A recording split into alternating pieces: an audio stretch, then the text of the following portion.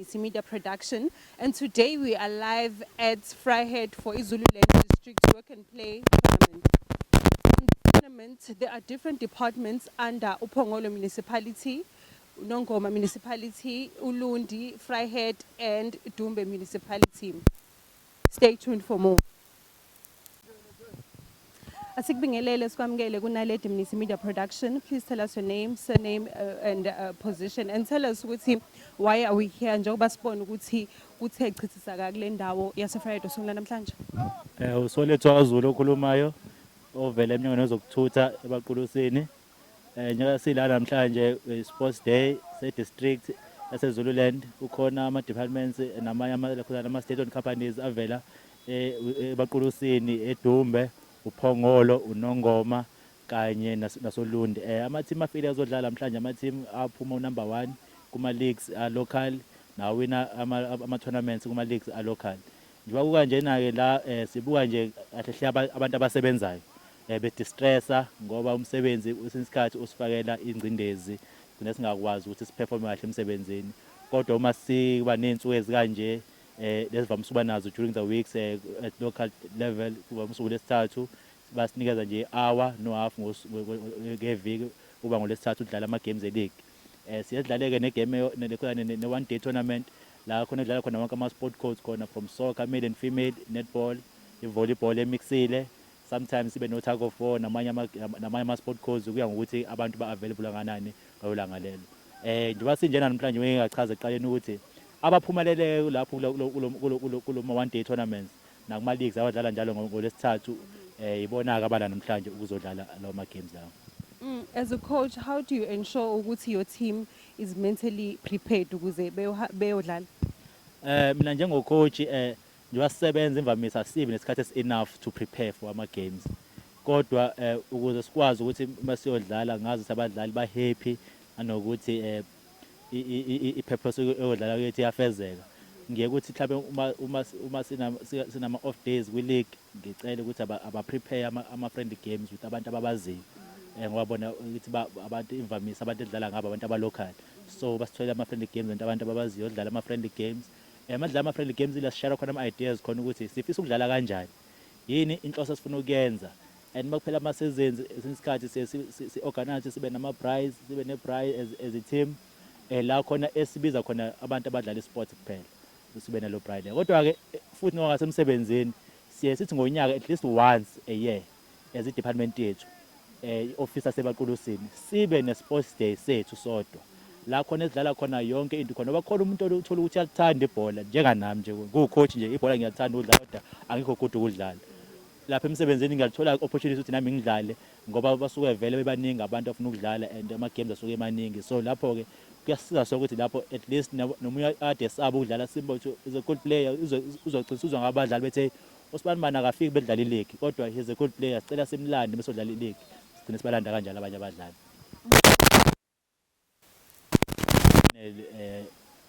Ikhona into ohamba nayo, ikhona into ohamba nayo kuma games and nabantu abasuke benibonile. The previous year safika kwi final, the other year safika kwi final, kodwa we've lost both finals. Namhlanje ngiyafika ukuthi at least sifike kwi final lo kuyosikipha sigcine sithi abantu abasithembayo ukuthi khona lesiya khona. To all the young people watching right now, imaphi amazwi ongadlulisa kubona?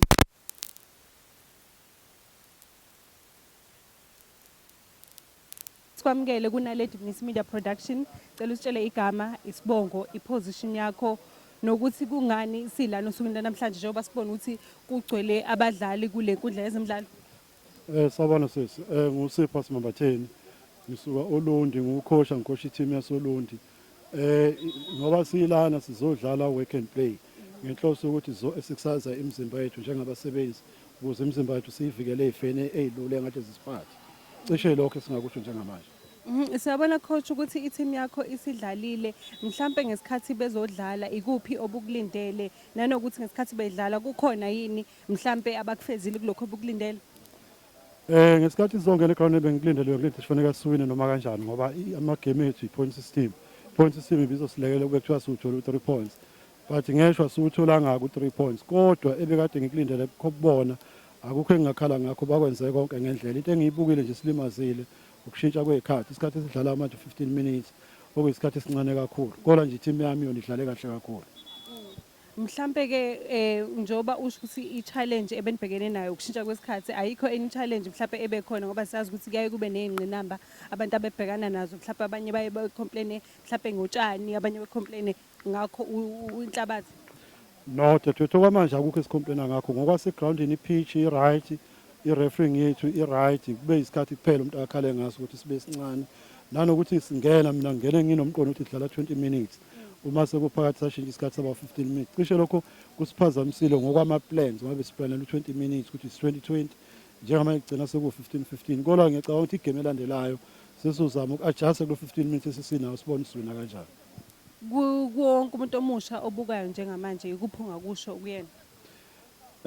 Cishe umuntu omusha obukayo ngingathi ubuka ukuthi abantu abadala bayakwazi ukudlala ibhola bebadala benjalo bayasebenza kodwa bayakwazi ukudlala mangabe babuka uyabuka ukuthi imizimba yabo mihle isesimeni esihle ngenxa yokudlala ibhola bebadala benjalo bayasebenza njalo uma bebuke kufanele bajime ukuze bayigcine bephephile. Nayo-ke intsha kufuneka ibuke ukuthi ukuhlala isikhathi eside ungaphuzi utshwala empilweni yakho kuyayenza impilo yakho ukuthi ibe yinde ngoba njengoba benjena abanjena ngoba abaphuzi noma sebengaqala bephuze manje ngokwe-age yabo kodwa akubalimazanga ngoba besebancane bakhule bakwenza konke kumele bakwenze. Elakho lokugcina sesivala?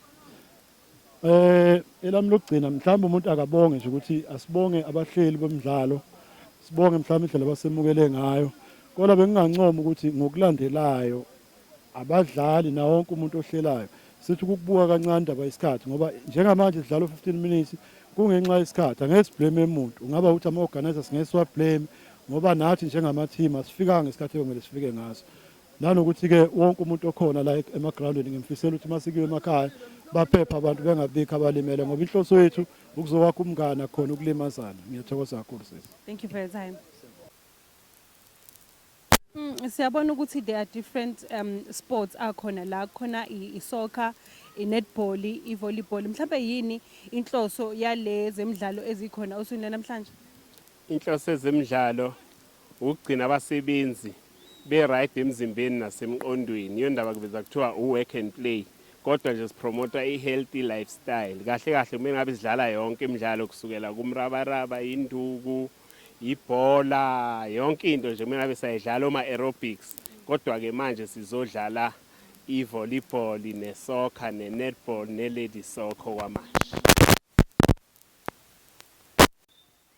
Asikubingelele sikwamukele kunaledi Mnisi Media Production. Ngicela usitshele igama, isibongo, iposition yakho. Nokuthi kungani silana osukwini namhlanje njengoba sibona ukuthi abadlali bagcwele khona la emacourt. Yebo sisinaledi ikhuluma noSiphiwe ngiqhamuka eDumbe sizodlalela uDUT ngaphansi kweFryhead. Ngidlala uwing attack sizodlala uwork and play namhlanje. Yebo. Okay, mhlambe uma nipractice as a team njoba uthe ucaptain yini enisuke ni prepare yona for ama games enisuke nizodlala? Siprepare ukuthi sikwazi ukudlala kahle sibe fit singaphuki egroundini sikwazi ukumanage nokuthi noma kuthiwa sidibana noma yiphi inkinga sikwazi ukuthi sihandlisha kanjani. Yebo. Imaphi ama challenges enisabhekene nawo mhlawumbe osukwini namhlanje njengoba sibona ukuthi bagcwele abadlali? Inkinga esibhekene nayo lana abanga ukuthi yodwa nje ye-document kuphela inkinga esibhekene nayo. Nokuthi kasazi noma sizoqeda yini ngenxa ye-weather ekhona namhlanje. Ngiduma kwezulu. Yebo. Mhlambe to all the players noma to all the young people ababukayo njengamanje ikuphi ongakudlulisa kubona? Engangidlulisa kubona abantu abasakhula njengoba nami ngumuntu ongafika ku-30 years ngisebenza kubalekile ukudlala because uya exercise izifo ngayisheshe zikwazi ukungena uya avoid ezintweni ezinjengotshwala nama drugs. Mhlawumbe elakho lokugcina sesivala? Engingalikusho nje ukuthi siyabonga kakhulu ukuthi nisiphe lethuba linqa izivele kuthina ngelinye ilanga nathi siyafisa ukuthi sidlulele kwamanye amazinga phezulu. Okay, macabanga nizowina noma? Hayi obvious. Oh niyahamba nisuka la. Yebo siyahamba. Okay, thank you for your time. Tell us your name, surname, iposition yakho and tell us why we're here today njengoba sibona ukuthi abadlali bathe chithisa kule ndawo usukwini namhlanje. Hayi, siyanibingelela nini. Igama lami usamukelo waphakathi. Abantu bangibiza ngoDeko. Ngidlala kuBaqulusi municipality central forward. Yebo. Why are we here today? I think njengoba silana it's a wellness sekudlala ama-department kwezinye iy'ndawo from Phongolo, Dumbe, Ulundi, then kube yithina ama-host. Udlala ngazi noma sendlalile? Yasedlalile. Okay, ekudlaleni kwenu niwinile yini noma kuhambe kanjani? And tell us ukuthi mhlawumbe how do you guys mentally prepare yourselves for a game? Njengamanje sesidlalile sodlala igame esithathu. First game siwinile 1-0. Then the second game we played a draw. So njengamanje sesodlala igame esithathu, which is gonna be a decider. If we win, we're gonna be number 1 quick group H. So to prepare ourselves, we usually train from Tuesday to Thursday. So lapho that's where we usually silungise isimo sokuthi fitness mentally wonke umuntu right before sidlala. Mhlawumbe kusuke kuyini aim yenu before ningene ku-game njengoba usho ukuthi kanjena nidlalile a very good matches? I think our aim is to win the tournament actually, because ukudlala le game eyi-1 at the time I think kuyasisiza ngoba siphinde sifuna ukuthi at least masiwina sithi masidlala enye sibe sazi ukuthi we more prepared than the first game esibe sidlalile. Yeah. Last year nanikhona mhlawumbe kuwona lama games and kwahamba kanjani? Yes, sasikhona sahamba. We had to play playoff at Stenga. Sagcine singayanga because umuntu wayesiphethe had a wedding, so we had to cancel off. Ithina sayiwina i-tournament yonke. Understand? Yeah. So mhlawumbe imaphi ama-challenges enibhekana nawo noma enibhekene nawo usukwini namhlanje? Namhlanje I think ama-challenges esinawo nje kuphela. I think it's our fitness because amajita ayakhathala. Uyabona our squad is very depth. So manje ngoba si-depth wonke umuntu has to play mhlawumbe lawo minutes, which we end up mhlawumbe kukhona ungadlalanga nani nani. Yeah. Okay, mhlawumbe to all the young people who are watching right now, imaphi amazwi ongadlulisa kubona? Engingakusho nje kuphela kubona ukuthi abadlala ibhola, I think it's gonna help them ukuthi befocus kwizinto right rather than ey'phethayo, because the more uhlele ekhaya the more uzocabanga ukuthi kumele uphume uyaphuza uyabhema wenzani. That's why kunamaphara amaningi more than abantu asuke bephila la ematown nani nani, because if bedlala ibhola mhlawumbe bengaba right. Elakho lokugcina sesivala? Hayi mina nje ngizobonga team yami and my boy Manqele there, and shout out to my fans. Wait, do you think you guys are gonna win le game esele noma? Yeah, I think my boys are fully prepared because even the team spirit is there, so I think so you win. Sikubingelele sikwamukele kunaledi Mnisi Media Production. Please tell us your name, surname, i-position yakho, and tell us ukuthi why are we here osukwini namhlanje? Igama lami nguPhilani Nokwambatha, ngizala ngisephongolo. Cha lana i-position yami ngidlala as a striker njengoba ngukapteni futhi. So njengoba silana ke ama games lawa ebeku work and play ukuma sub district, so sub district bephuma 2 yama team azolokhuza lana azosimela lana. Kube yithina ke uhealthy nelokhuza nama champion. Yebo. So nidlale kanjani osukwini namhlanje because siyabona ukuthi wonke umuntu useyahamba manje? Eqinisweni sami akuhambanga kahle impela sibe nonyawo lobe, kodwa sethemba ngokuzako lo because igame eqala sodlale no education aSolundi sadraw sabambe draw ya not esibili sidlale no uShoprite waseDumbe be 1-1 futhi draw. Esithathu besinethemba ukuthi soyiwina ke okuyile besidlala noMasipala wase Vryheid okuyona esidliwe ngwanili ngegoli bathola ipenalty sokuphela umdlalo. Mhlawumbe imali ama challenge amakhulu eziteam abadlali besinginabo besine reserve lodwa angifuqa mama ngisemo besisibi kakhulu, and enye ama challenges silifundile ibhola. Sibonile ama team afike nabadlali impela abasezingeni eliphezulu. Awukho umdlalo wethu obulula sila. Young people who are watching right now ungathi kubona ngabafisela ukuthi abaqhubeke badlala ibhola behlise idakamizweni kakhulu because yabalimazi nasi yabafisa ukuthi babe kulezinga lethu basebenze nabo bavuse imizi. Nike nadlala last year this tournament, and how did it go uma nadlala? Sayidlala i-tournament besidlala ibisedumbe. Kwahamba kahle lapha because sagcina sibe number 2 sahamba sawomela ilokhuza uPhongolo eThekwini. Yebo kwahamba kahle impela lapho. Awena mabili ama game. Naleli media production ukuthi izosilokuza support lana ivuselele ilokhuza yethu.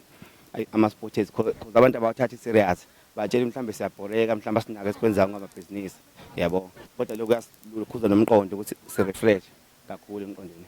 Thank you for your time.